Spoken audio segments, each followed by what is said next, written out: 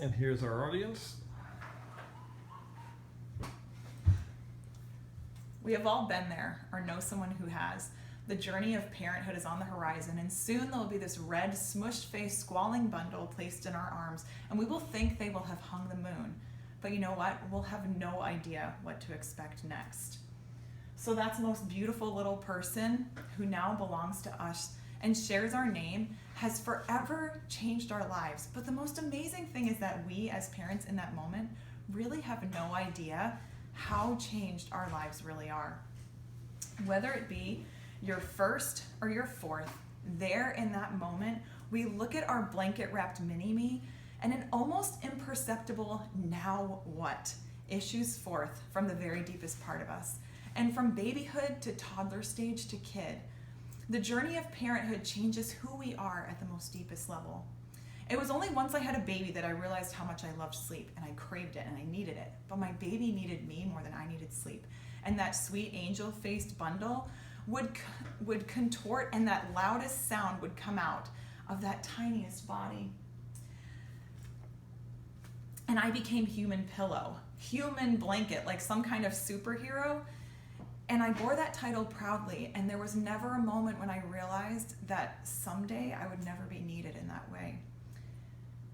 And it was amazing. And in babyhood, I learned that I cared more for this baby than anyone else in the entire world.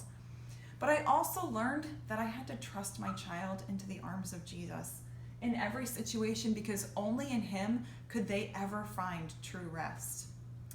And then that baby, that sweet baby, turns into a toddler, and the full conversations come out. It's no longer one-word syllables, but discussions spoken in languages only known to the toddler, where you as parent are supposed to answer and understand.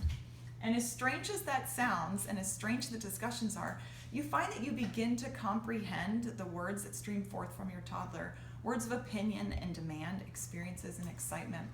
And you realize a lot of what they say, they learn from you. It is our job to guide them, to speak life so that life flows from them in return. And our words matter, and our conversation matters. And with our words, we teach our children how they should treat others, and we teach them who Christ is.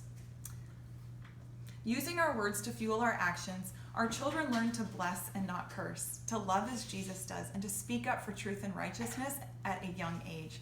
And from us, they learn Christ-like conversation that follows them from the toddler stage as they grow.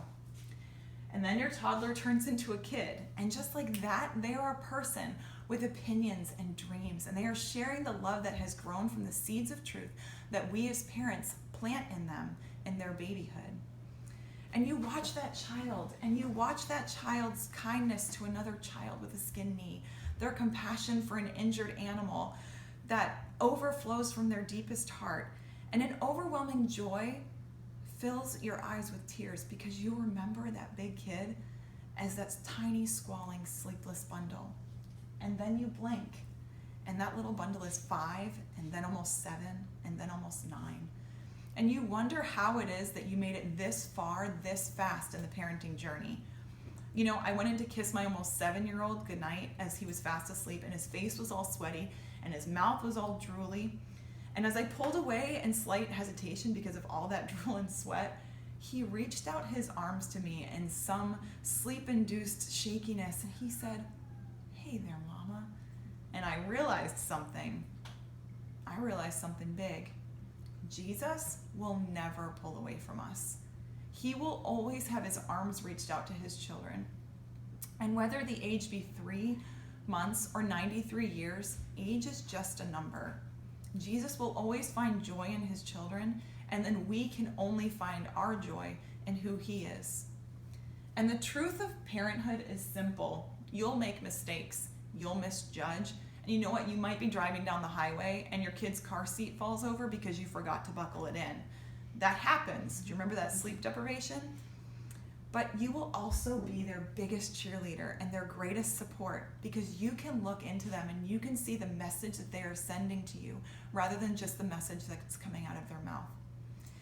And even with all that we as parents do for our children, the best thing you can do for your child every day is give them to their Creator, the one who loves them more than you ever could. And to leave them in the care of their Creator, you trust Him fully with them.